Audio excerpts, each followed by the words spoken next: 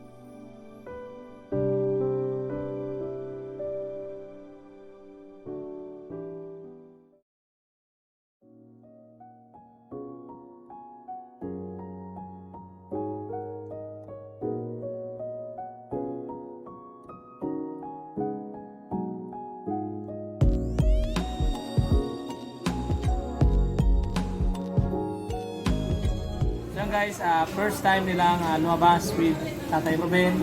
Kasama natin si Nanay Yoli. At tuwang-tuwa yung mga bata kasi nag-Jollibee kami ngayon. So nandito kami sa Jollibee Goa.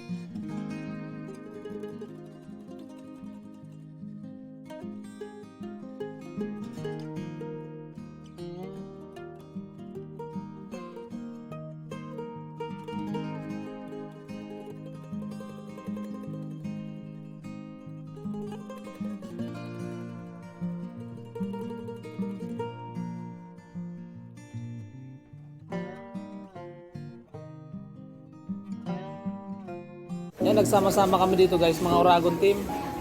Unexpected, Manila si Nanay Leslie, yung bulag na tinutulungan ni Oragon Honey. Yan si Nanay Leslie, kanyang anak, Tatay Arnel, Ate Leslie, yan, ina-Jollibee nila ngayon. Yan, si Mrs. Oragon. Mrs. Oragon Honey, please support guys. Mrs. Oragon Honey YouTube channel. Yan. At si Kasikap JDF, yan po, kasama natin. Kasikap JDF, yan, ang ating team sa pagpapabot ng blessing sa mga kababayan natin. Yan, suportahan natin si Bicolanos Vlog. Ito po yung kasama ko ngayon, Bicolanos Vlog. Dito kami nagtagpo-tagpo guys sa Jollibee.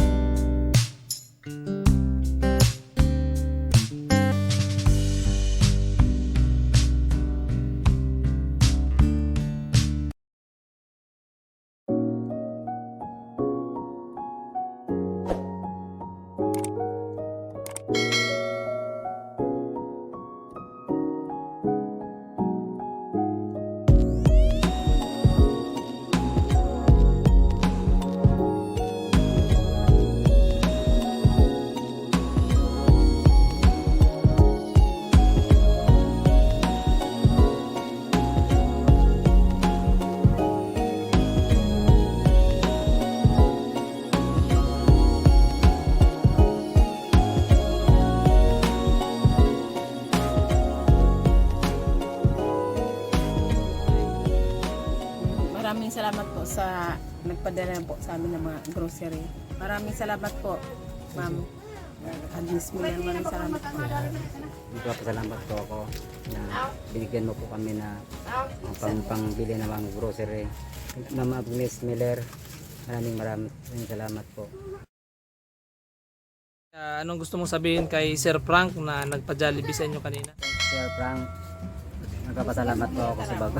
Nagpapasalamat po ako kanina sa pinadala mo ng pang-Jollibee sa aming pamilya. Maraming salamat po. Yan mga kahabi, salamat nga po at nakauwi kami ng ligtas galing sa Jollibee. So yan Sir Frank, salamat po sa tulong nyo sa inyong maagang pa-New Year kina Tatay Ruben, kina Nanay Yuli at sina Padi-Padi. So ang nagastos po namin sa Jollibee ngayon 1,900 po para sa kinain namin sa Jollibee. Sa tricycle po yung one way 250, yung pauwi po ay 250 sa tricycle, so inabot po ng 500. So nakagastos po ako Sir Frank ng 2,400 pesos sa Jollibee po. So yan, salamat Sir Frank sa patuloy na suporta sa ating misyon para sa ating mga kababayan. So mabuhay po kayo.